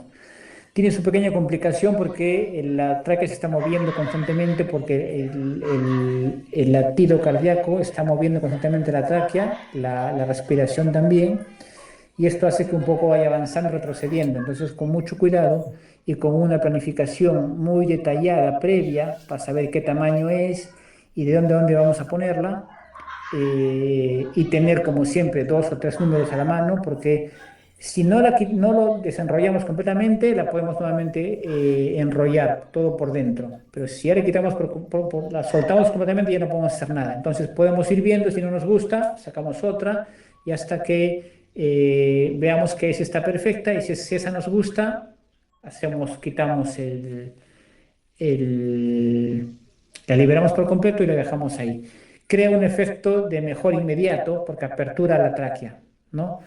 Pero esto puede tener reacción, puede también colapsar por demasiada presión, entonces se usa como último recurso, no es primera instancia. Hay un montón de tratamientos médicos y sintomáticos antes de hacer esto. En un grado 4, un grado 5, cuando está colapsando ya, recién como última opción se pone esto, porque también tiene un tiempo de vida de 1 año, 2 años. Esto. Y luego, ¿qué se hace? Se puede poner, eso no se puede quitar, se tendría que poner otro por debajo, ¿no? Tiene sus complicaciones, entonces no es de primera instancia y también tiene un costo un poco elevado. Aquí en España un tubo de estos cuesta 1.000 euros. Tampoco es tan caro, pero eso cuando tú le explicas a la gente todas las complicaciones, un poco son renuentes muchas veces, ¿no? Es lo mismo que cuando ponemos los subs del riñón hacia la vejiga, también tiene sus consideraciones, pero si uno tiene las opciones de poder ofrecerlo en su clínica, entonces hay que planteárselos y la gente ya decidirá, ¿no? Pero en temas de la tráquea hacemos eso, ponemos stents. Y si es que hay algún tumor y todo, pueden reseccionar la tráquea sin ningún problema, 3 o 4 o 5 espacios, ¿no? O hasta un poco más. En literatura, experimentalmente hay hasta 17 espacios, hasta la mitad, pero eso me parece una burrada porque es mucho y mucha tensión. Habría que pensarlo bien. Y sobre todo, esto se apresaría en la cervical, ¿no es cierto? En la parte cervical, no en la torácica. Y finalmente, algo que acotar de la tráquea, también hay unos stents o unos como cartílagos externos, exocartílagos, que se ponen por fuera, que nos dan un cuerpo a la tráquea, ¿sí? Eso también aplicado solo a las cervicales. Y en algún momento, pero no tuvo mucha acogida, porque creo que no fue bien llevado el tema, o no sé qué. El Pato Torres, un cirujano chileno, diseñó o él investigó, porque fue su tesis de doctorado que él estudió en Francia, en Lyon, hacer con los anillados de los cuadernos, de los libros, ¿no? Meter a la tráquea esto, y él la metía incluso hasta la carina, y eso le daba cuerpo a la tráquea, ¿no? Pero eso yo creo que causaba mucha reacción y tuvo sus cosas y no se desarrolló mucho, ni tampoco ninguna empresa desarrolló esto. Bien, dudas de esta cirugía, o preguntas, no sé, o aportaciones sobre todo.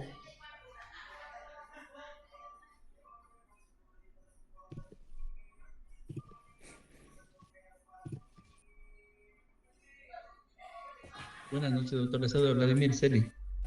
Hola, Vladimir. Doctor, ¿qué complicaciones principales han tenido ustedes en esta técnica, con la experiencia que tienen? Las que se me vienen a la mente son desde, lamentablemente, que cuando tú llegas a intubar un perro por esto, ¿sí? Que en teoría empezamos que va a ser temporal, decimos que va a ser temporal por un tumor, por un desgarro, un daño serio a nivel de la laringe, del ingreso del aire, y planteamos a la gente que va a ser temporal, y luego el animal no responde y cada que lo despertamos vuelve a colapsar, y que le decimos de que lo podemos pasar a esto ya que sea permanente, la gente no desiste de la idea. Desiste de la idea y prefieren hacerlo descansar. Eso en general. Las complicaciones, obviamente, es una apertura que hay que cuidar mucho. Obviamente, este perro no hay que tener mucho cuidado con el agua, no se puede bañar, no se puede meter a donde haya un estanque de agua. Manejar antibióticos y haciendo chequeos, porque es una mucosa expuesta que va a estar constantemente con secreciones mínimas, manejables, pero va a estar con secreciones. La gente va a tener que estar ahí revisando la herida, rasurando, no puede crecer pelo, si es un perro que tiene pelo largo, echándole cremas, protegiendo la zona. Sí, son cuidados que tiene que tener el dueño, ¿no? Especiales. Y básicamente eso, pero el conocimiento de la zona y la seguridad y tranquilidad de cómo abordarla y que se pueda hacer sin ningún problema a veces ayuda mucho, porque hay perros, por ejemplo, que vienen cianóticos porque se han atorado o tienen un edema. Estos perros que a veces les muerde o muerden una abeja, ¿no? Atrapa una abeja o algo que les causa una alergia, a veces realmente sirve de mucha ayuda entrar, hacer un corte, poner un tubo y con eso mejoramos mucho la parte aguda, ¿no? Y luego vas viendo. Gracias, doctor.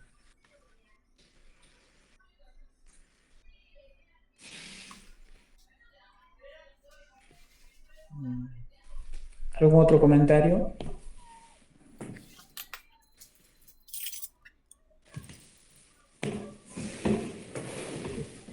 Ya, la verdad que no sé qué comentar hoy. ¿Cómo ven esto de los stents ustedes, Andrés? ¿Cuál es el concepto, cómo lo valoran, si los ponen o los ponen, los recomiendan o no.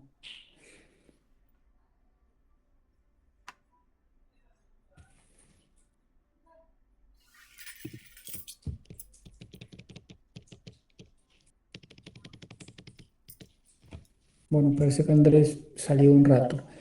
Eh, bueno, como les digo, estos tubos que se pueden poner en esta zona los venden, se pueden comprar para tenerlos ahí, nunca están de más ante una emergencia que nos puede pasar. Eh, y eso, y básicamente si tiene alguna ruptura por A o B, se ingresa y se va viendo dónde está y se hacen puntos simples sin ningún problema, ¿sí? Y le pueden verificar luego echando un poco de suero que no fugue, pero igual como van a cerrar, eso también va cerrando por segunda intención, si es muy pequeño el agujero, así que no hay, no hay mayor problema. Sí, y bueno, si es que tienen algún tumor que es muy grave, se le puede recomendar a la gente. Hay gente a veces que acepta y tienen ahí su agujero y viven con su agujerito ahí y lo llevan bien, ¿no? Porque cada vez la gente está interesada en que se hagan más cosas. Alex, ¿cómo te va? Sí, Alex, sí, yo tengo algo de experiencia en estos casos, en esas traqueotomías permanentes. Em, de hecho, en la técnica, si tú la ves, la mucosa lateral de las alas laterales de la tráquea son las que suturas normalmente a la zona de la piel. ujú, Y esta generación de esta cicatrización epitelial hace que de alguna manera soporte esta cicatrización que es evidente y se viene siempre, ¿no? Pero hay un punto importante en esta cirugía que hace la diferencia. No solamente los cartílagos alares hay que suturarlos a la parte lateral, sino también los cartílagos rostral y caudal. Eso hace que toda esa mucosa que se genera, la cicatrización hace que exista menos granulación y por ende menos tejido que pueda estenosar este estoma traqueal. Con esta opción me ha ido bastante bien. Obviamente que hay que tomar muchas recomendaciones en el postoperatorio, como limpiezas y todo lo que tú comentaste. Y de hecho, casi siempre, cada 3, 6 meses hay que hacer cultivos porque comienza a tener problemas respiratorios. Sin embargo, hay un paciente de casi 6 años que se ha mantenido con esto y pues le va súper, súper bien con estas consideraciones que te comento como experiencia. sí, sí, correcto. Sí, no, sí, todos estos estomas que hacemos, como una uretrostomía, eh, todos los estomas que hacemos, siempre la sutura tenemos que intentar que sea mucocutánea, que es que lograríamos una epitelización más adecuada, ¿sí? Lo que pasa es que en la tráquea a veces es complicado, sobre todo buscar la mucosa a nivel rostral o a nivel craneal y caudal, ¿sí? Pero siempre ideal es para evitar este tejido de granulación que nos pueda complicar la cicatrización o nos pueda cerrar un poco lo que estamos haciendo, que sea mucocutánea. Y específicamente hagan el punto mucocutáneo, de la mucosa a la piel, mucosa a la piel, mucosa a la piel. Eso uno por uno, eso es lo ideal que se haga así, mucocutáneo. Le demos mariachi. Pues bien, ¿les parece un receso de 10 minutos? Y damos una charla final, que también la tengo guardada por ahí, que es un poco de anatomía general de toda esta zona. Hagamos un repaso y con eso acabamos, ¿les parece?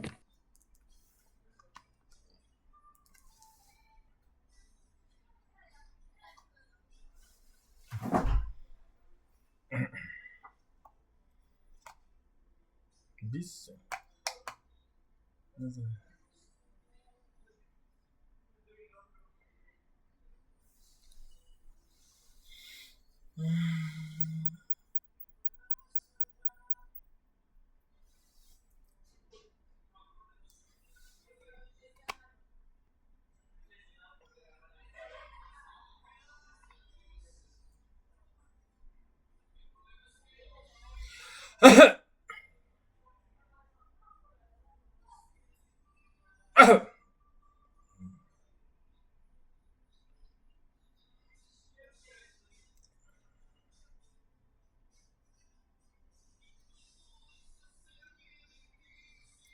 detengo. Hazme de ti si estás tan lejos. Alejanos.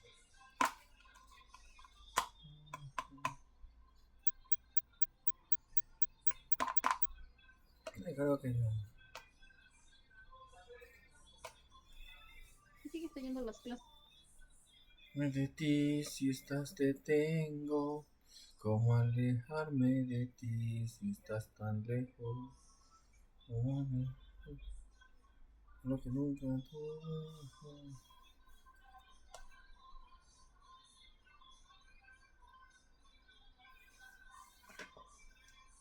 No me diste cómo deshacerme.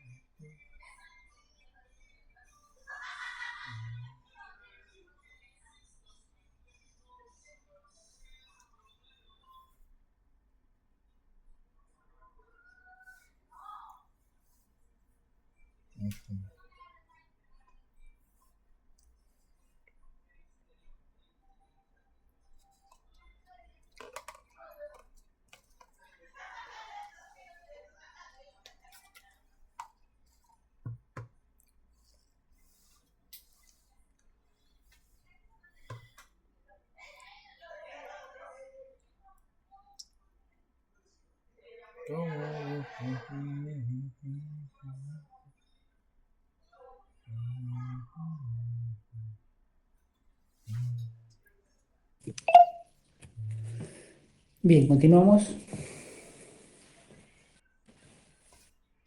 Sí, continuamos, Alex. Dale.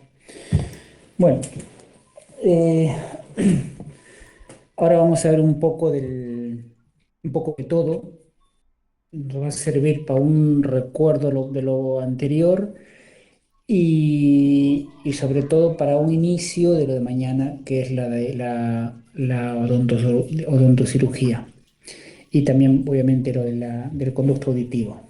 ¿Ok? Entonces, como dijimos, bueno, en realidad todo en el cuerpo está relacionado junto uno con otro, ¿no? Pero como aquí en la cabeza se juntan todo muy cerca, está, entonces todo va relacionado, muchas cirugías comparten muchas zonas anatómicas, entonces todo está junto, todo está muy, muy, muy pegado, ¿ok? Bien, entonces, en todo caso, tenemos que empezar obviamente por lo que es la parte ósea, que esto es osteología básica. Vamos a empezar por la mandíbula primero. La mandíbula ya sabemos que tiene dos partes, la parte del cuerpo y la parte de la rama, ¿sí? Uno por tendencia pensaría que la parte de la rama es la parte más larga y la parte del cuerpo arriba, y es al revés, la parte del cuerpo y la parte de la rama. Esa es la mandíbula, ¿sí? Que tiene cosas importantes, es el proceso angular que está en la parte dorsal, que es lo que tocamos para guiarnos, que de ahí hacia caudal en ventral está la zona de abordaje para la glándula mandibular, está la zona de abordaje para la bula timpánica tanto del gato como del perro. Entonces ese proceso es importante tenerlo. Inmediatamente en dorsal estamos la ATM, articulación temporomandibular, que también hemos hablado un poco. En cuanto a los huesos que tenemos adelante los huesos, el incisivo, lo que tienen el 1, lo que tienen el 2 es el nasal, lo que tienen el 3 que es un pequeñito, que es el lagrimal, luego tenemos por encima lo que es el frontal, luego más caudal lo que es el parietal. Luego están los temporales, que son los que se afectan a los músculos que van ahí, los temporales, cuando hay problemas masticatorios, que ahí reposan los masticatorios. Luego está el cigomático, ¿sí? El arco cigomático. Y luego tenemos el maxilar y abajo el mandibular, ¿ok? Esto es importante conocerlo, que son las partes más básicas del cráneo, o recordarlas más que conocerlas. Bien, otra cosa que va a ser importante cuando hagamos mañana odonto va a ser los dientes. Los dientes. Igual que en humana, cuando ustedes han ido a algún odontólogo, los han revisado, siempre en su historia ponen que ustedes tenían la, la pieza tanto que estaba mal, que la pieza hay que curarla, que esta pieza le hemos hecho tratamiento de conducto, que esta pieza la ha perdido, que esta pieza y cosas. Siempre hablan de una pieza y hablan de un número. En animales, en animales se hablaba antes de primer molar, segundo premolar y cosas así. Luego se ha adoptado esto que es de humana, que es mucho más detallado y mucho más específico y nos sirve mejor durante el tratamiento o el manejo de problemas de los dientes, ¿ok? Parece complicado, pero es muy sencillo. Primero se va a empezar de la parte de abajo, la mandíbula, ¿sí? Primero se empieza de abajo. O sea, va a empezar del 100 y acaba en 400. Segundo detalle. ¿Listo? La- Vamos a dividirlo entre mandíbula y maxila en cuatro partes. Dos partes que van a ser la mandíbula y dos partes la maxila. ¿Ok? Porque a diferencia del ser humano, recuerden que nosotros tenemos dos mandíbulas. El ser humano solo tiene una. La sínfisis que tienen los perros y los gatos no lo tienen los humanos. ¿Ok? Entonces empezamos de la parte, en la mandíbula van a haber dos secciones y en la maxila dos secciones. Cada sección va a ser, pónganse 100, una, 200 otra, 300 otra y 400 otra. ¿Ok? Entonces vamos a empezar en la mandíbula, en la parte derecha va a ser el 100. Luego la parte izquierda 200. Encima de esa parte, en dirección a las horas del reloj, va a ser la 300 y la que queda va a ser la 400. ¿Sí? Vamos a ir en horas del reloj, empezando por la mandíbula derecha. 100, 200, 300, 400. Eso para empezar. Y luego, obviamente, Perdón, empezamos de los Alex, incisivos. no es maxilar. ¿Perdón? El 100 no es de la maxilar. En la mandíbula, empezamos abajo. Es que abajo está 400 puesto. Sí, hacia abajo Sí. está 400. No, pues esto no está bien. No, se empieza por abajo porque la 308 y la 408 son las carniceras, las que más se afectan.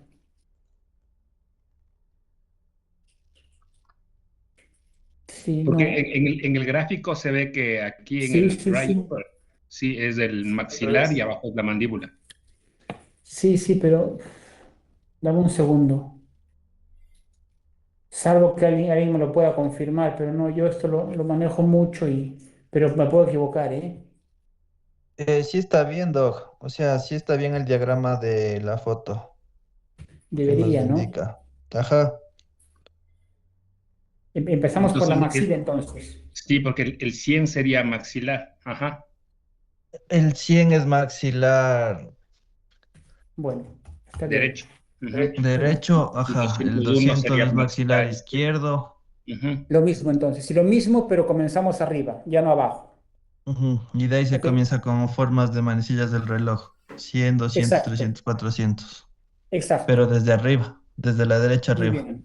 Sí, sí, sí, sí, no, ya a esta hora ya estoy un poco, ya no se me vienen todas las cosas a la mente, pero está perfecto. Entonces empezamos de arriba, lo mismo, 100 derecha y luego izquierda 200. Y de ahí seguimos la que baja inmediatamente de 200, 300 y 400. ¿Ok?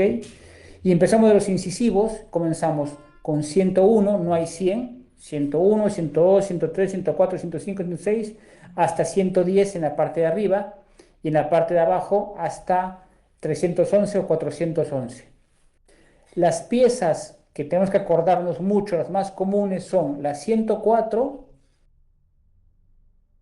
la 108, la 204 y la 208.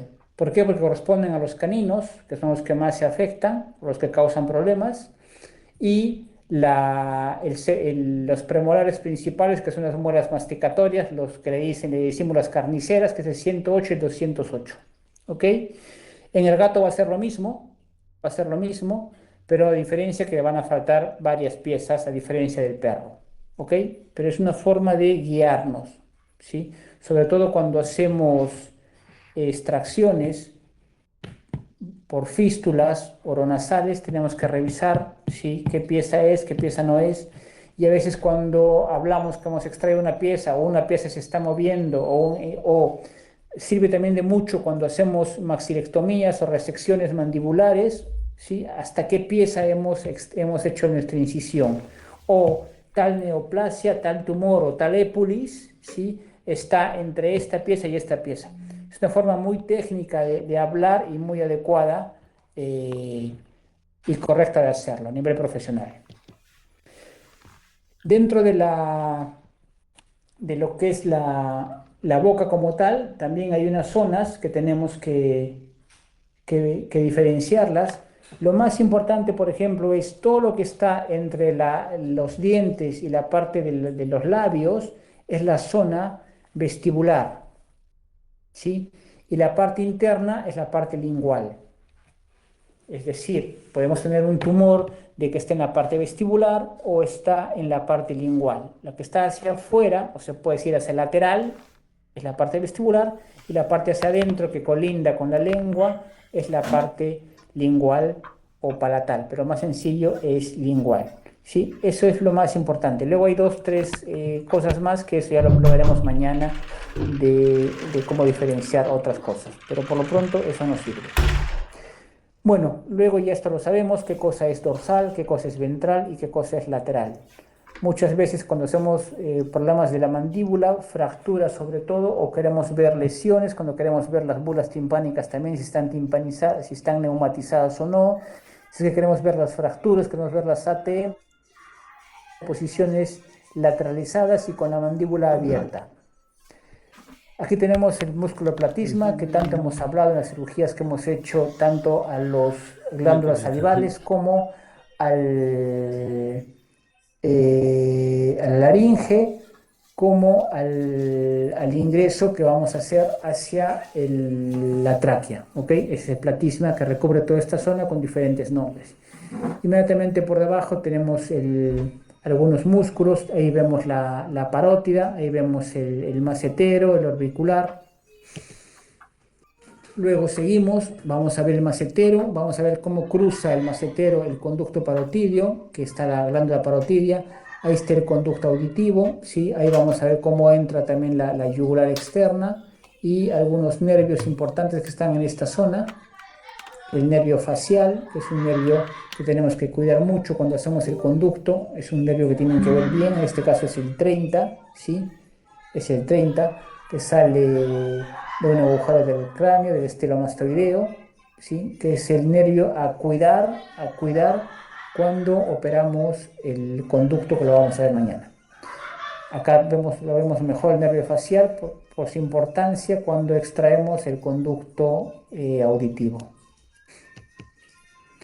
Aquí vemos la irrigación un poco, la vena yugular, que es el 1, cómo va, y luego se convierte en la 3, que es la lingofacial, que es la parte ventral, se puede decir, y hacia arriba va la vena maxilar, ¿sí? Vemos ahí desde dónde viene, desde la vena, o a dónde sale también la vena brachiocefálica, que va a irrigar lo que es el miembro torácico, ¿sí? La vena cefálica, que es la que luego sale también hacia el miembro torácico, es la que canalizamos nosotros, ¿ok? Ahí también lo vemos en lateral, lo que hablábamos de dónde vamos a encontrar este cartílago tiroides, de la yugular, ahí, en este caso en la derecha, hacia la derecha, por debajo de eso, ahí hacemos la incisión y ahí va a estar el cartílago tiroides. Acá vemos un poco la irrigación.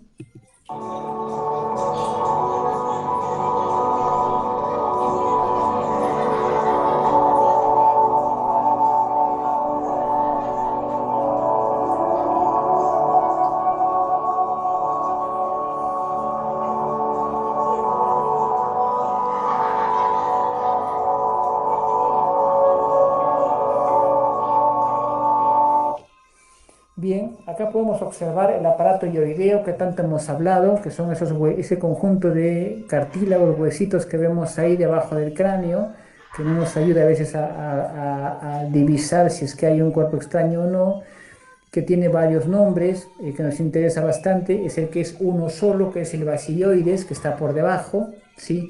Y los demás todos son pares, el ceratoides, el epioides y el estiloides, ¿sí? pero ese es el aparato hioideo, que está protegiendo un poco, protegiendo y fijando la laringe.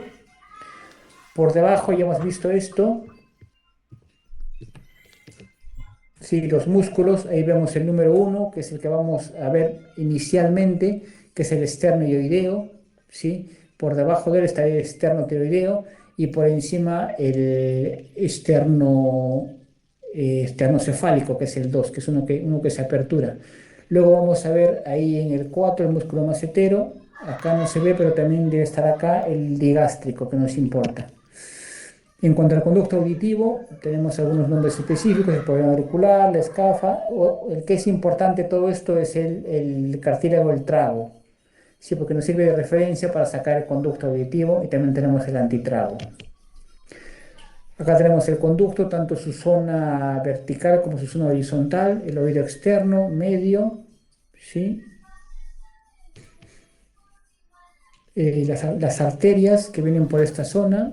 Ahí vemos la carótida externa y cómo se va dividiendo. Aquí un corte de la cabeza, un corte transversal para ver cómo es el meato acústico, cómo va el conducto auditivo, cómo es el cartílago que tenemos que retirar. Acá vemos todo el cartílago en toda su magnitud. ¿Sí? Lo mismo. Esto lo vamos a hacer mañana con más detalle. La membrana timpánica. Acá un poco el abordaje del conducto para diferenciar cuáles son. En el cuello vamos a tener el surco yugular, que es lo que hablábamos, que cuando sacamos la sangre apretamos bien casi a la salida del tórax para que se vea este surco yugular, ¿sí? Que vamos a tener a este surco formado dorsalmente por el músculo brachiocefálico y ventralmente por el esternocefálico, ¿sí? Entre esos dos está lo que se llama la gotera yugular.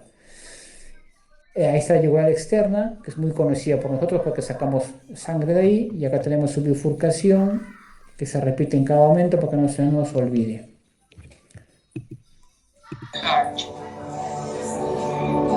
Acá vemos el arco aórtico, vamos a ver las subclavias y vamos a ver acá las carótidas.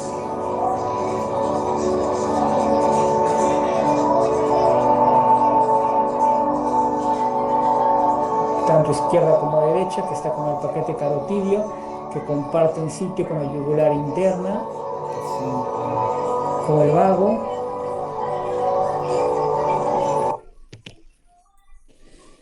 Bueno, regiones naturales de esta zona: la faringia, laringia, parotidia retroarticular,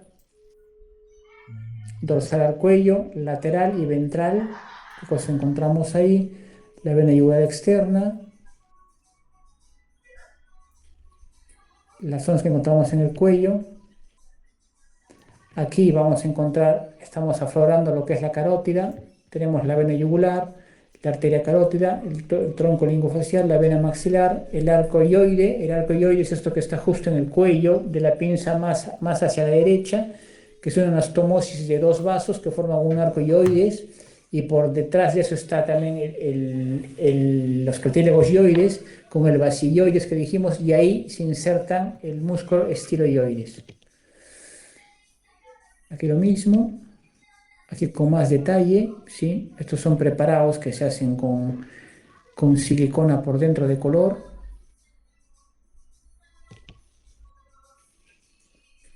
Toda la musculatura, que nos interesa solo hasta el cuello. Ahí también tenemos las glándulas. La parte que ya hemos visto, epiglotis, nuevamente el 26 el tiroides, el 28 cricoides, el 27 el ligamento cricotiroideo, ¿sí? Luego en este lado podemos ver el acceso a la tráquea,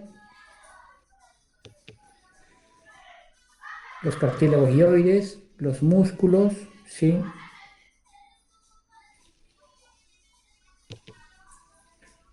El arco hioides. Ahí con más detalle esas dos venas que se anastomosan entre sí en las dos maxilares a la altura del basilioides. Es importante porque a partir de ahí hacia atrás se trabaja bien la bifurcación, y hacia ahí adelante, que está el miloioideo, no se trabaja tan bien. porque no se separa por completo. El músculo miloioideo, como ya vamos a verlo bastante, porque es un músculo que vamos a abordar para hacer intubaciones miloioideas, para cualquier lesión en la boca. El abordaje, el acceso ventral a la tráquea que acabamos de verlo, ¿sí? El único, ni tampoco ni mucho cuidado porque está bastante lateral, ahí está el paquete no carotidio que ya hemos visto, el tronco traqueal, algunos linfonodos que se encuentran en esta zona que no se van a poder apreciar de manera sencilla, la tráquea cervical, el esófago cervical, que cuando abordamos por ventral va a estar dorsal a la tráquea, ¿sí? A veces hay cuerpos extraños en esta zona que con este abordaje lo podemos retirar. El nervio laringo recurrente, que dijimos que es el que inerva esta zona. Este músculo, ¿se acuerdan? Que es el que nos causa la parálisis laringia. Ese es el nervio que lo irriga. El tronco vagosimpático, la yugular interna. Este es el paquete carotidio, ¿no? El vagosimpático, la yugular interna, la carótida común, todos se encuentran en esa zona. Cartílago cricoides, cartílago tiroides. Y bueno, con esto ya tenemos todo. Esto se los mando mañana, tanto la charla de la tráquea como esta pequeña charlita de anatomía, sobre todo para que la tengan ahí. Y con eso ya estamos. Estamos listos para proceder a los procesos quirúrgicos. ¿Alguna duda de esto? ¿O alguna duda para mañana? No.